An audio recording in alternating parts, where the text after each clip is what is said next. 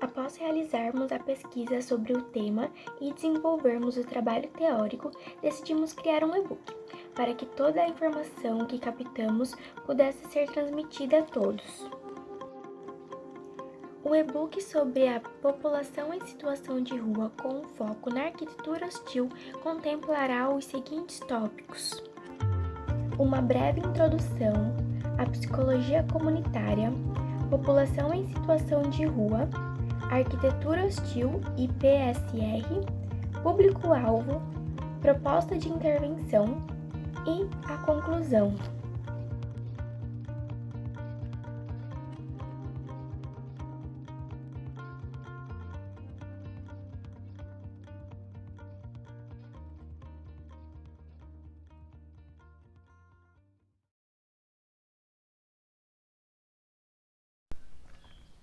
De acordo com a Organização Mundial da Saúde, saúde é o completo bem-estar físico, mental e social.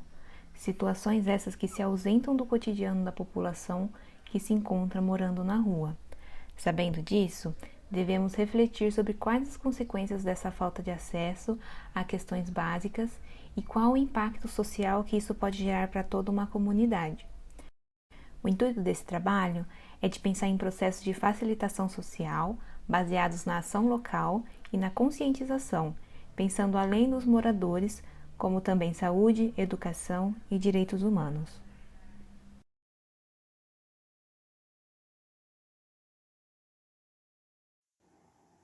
Podemos dizer que a psicologia comunitária é uma vertente da psicologia social.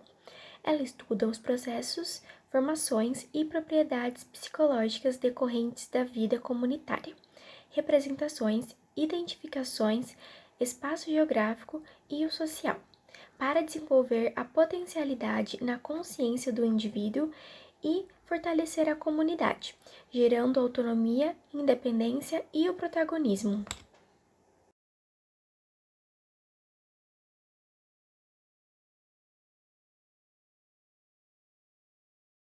População em situação de rua. Na contemporaneidade, vimos pessoas fazendo das ruas sua moradia. Já no século XX, esse fenômeno foi intensificado no Brasil, com o êxodo rural e com o processo migratório impulsionado pelo crescimento industrial. Atualmente, entretanto, a maioria das pessoas em situação de rua são provenientes das áreas urbanas. Na Pesquisa Nacional da População em Situação de Rua, realizado entre agosto de 2007 e março de 2008, aonde o Ministério de Desenvolvimento Social e Combate à Fome traçou um perfil dessas pessoas que vivem em situação de rua, aonde se predomina o sexo masculino, 82%. A maioria com idade de 25 a 44 anos, 53%. Os que se declaram pardos, 39,1%. 74% desta população sabe ler e escrever. 70,9% exerce alguma atividade remunerada, como catador de reciclagem, e 51,9% possui algum familiar na cidade em que se encontra. Mas 38,9% não mantém nenhum contato com seus parentes. E 95,5% não são vinculados a nenhum movimento social e não possuem nenhum documento de identificação. As razões que levam as pessoas a situações de rua são variadas. A padronização das condições de vida, uso abusivo de álcool e droga, 35,5%, desemprego, 29,8%, e conflitos familiares, 29,1%. Para essa produção científica poder ser desenvolvida, a fonte de pesquisa escolhida foi o portal da Coordenação de Aperfeiçoamento de Pessoal de Nível Superior, CAPES 2, tendo como objetivo a compreensão da vulnerabilidade, as quais essas pessoas vivem. O artigo traz a informação em que pessoas em situação de rua, além das dificuldades de sobrevivência física, como frio e fome, também sofrem com a exclusão e o desrespeito social. Evidencia-se a importância de compreender e auxiliar o processo de tentativa à saída das ruas, para uma reconstrução de identidade social.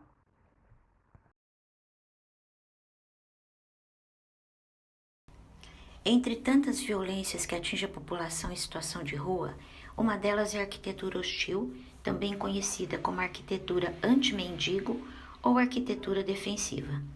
Essa estratégia de delimitar espaços para impedir o acesso dos moradores de rua ganhou força no Brasil na década de 90. Ela consiste na colocação de pontas de ferro, blocos de concreto, muros, grades, cercas eletrificadas, bancos sem encosto ou divididos com apoio para braço, instalados em locais para impedir a circulação ou o abrigo da população em situação de rua em dias de frio ou de chuva. Essas ações são construídas a partir da concepção de que a cidadania só é permitida a trabalhadores e consumidores. É claramente uma política de exclusão que quer afastar, interditar, proibir, manter a invisibilidade dessas pessoas, com iniciativa tanto dos governos, especialmente nas cidades, quanto de cidadãos comuns. Diante disso, podemos nos perguntar: quem são os donos da cidade? Que direitos são esses que atuam para excluir pessoas da convivência nas cidades e impedir o uso de espaços públicos? Para a arquiteta Luísa Coelho, a ideia da arquitetura hostil é higienizar as cidades dos corpos que são vistos como diferentes e separar os cidadãos de bem das pessoas não brancas, periféricas, em situação de rua, imigrantes, travestis ou mulheres desacompanhadas, por exemplo. Para Fábio Contarato, o afastamento dessas pessoas indesejadas valoriza o local e os empreendimentos próximos, sendo uma questão de especulação imobiliária. Como enfrentar o problema? Afastar ou esconder os pobres, os desabrigados, os socialmente vulneráveis não resolve o problema, além de ser desumano e um claro desrespeito aos direitos humanos constitucionalmente previstos. A população de rua tende a voltar aos mesmos lugares quando empurrados a lugar nenhum. É preciso pensar em medidas ou políticas públicas que não excluam, mas acolham a população em situação de rua, aumentando a conscientização para as soluções dessa realidade.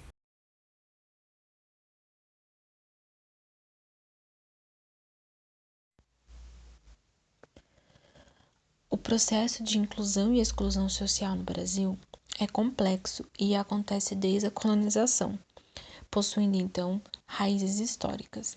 Além disso, o processo de exclusão social em nosso país tem um caráter diferencial de terceiro mundo, sendo presente especificamente no segmento social da pobreza, onde as pessoas em situação de rua são a expressão máxima desse processo. A Política Nacional de Inclusão Social da População em Situação de Rua considera que este grupo apresenta algumas características em comum, sendo definido como um grupo populacional heterogêneo que apresenta em comum a pobreza, o rompimento de vínculos familiares, vivência de um processo de desfiliação social pela ausência do trabalho assalariado e das proteções que esse vínculo pode proporcionar. Sem moradia convencional regular e tendo a rua como espaço social de moradia e sustento.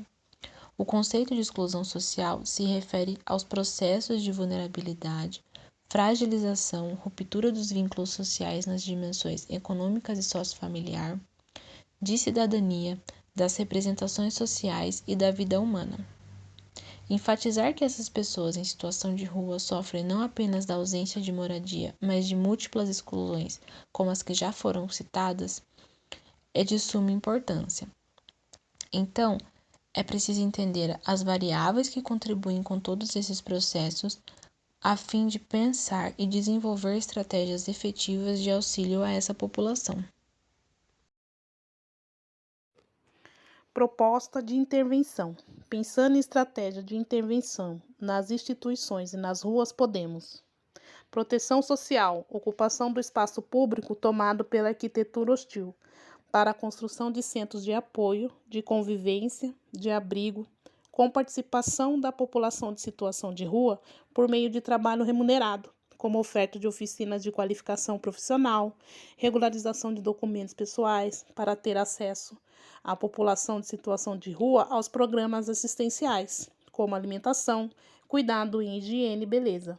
Além disso, os psicólogos devem trabalhar com a psicoeducação em relação ao uso de bebidas e outras drogas, violência e sexualidade.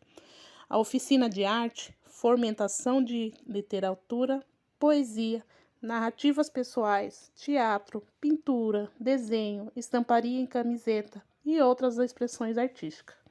Escuta terapêutica, triagem, encaminhamento quando necessário. A participação nas discussões e construção de política pública em prol à população de situação de rua. Segundo a cartilha do CREPOP, a finalidade desses serviços e equipamento consiste em assegurar os atendimentos, bem como promoção de atividades que sejam direcionadas para o desenvolvimento da sociabilidade. Isso no intuito de fortalecer os vínculos interpessoais ou familiares e criar outros que direcionem a construção de novos projetos de vida. Toda atividade produtiva e inclusiva é importante no atendimento à população em situação de rua, ou seja, no nível da subjetividade ou material, que deve ser abraçada pelos profissionais da psicologia em prol do renascimento da pessoa cidadã, do ser humano em cada morador de rua e da defesa dos seus direitos como cidadão previsto constitucionalmente. Por meio da realização das atividades propostas, nós esperamos despertar o interesse através de discussões e reflexões sobre a população em situação de rua. Nós entendemos que, com o auxílio da psicologia social e comunitária, é possível que essas atividades possam ser desenvolvidas, gerando maior interação, confiança e liberdade para que exponham suas inquietações e desconhecimentos, além da melhoria do bem-estar dessa população. A proposta de utilizar metodologias variadas para abordar essa população tem a intenção de possibilitar acesso a esses espaços de maneira significativa, uma vez que a partir do acolhimento e da psicoeducação, cada indivíduo possa decidir quais caminhos que ele quer percorrer com maior autonomia.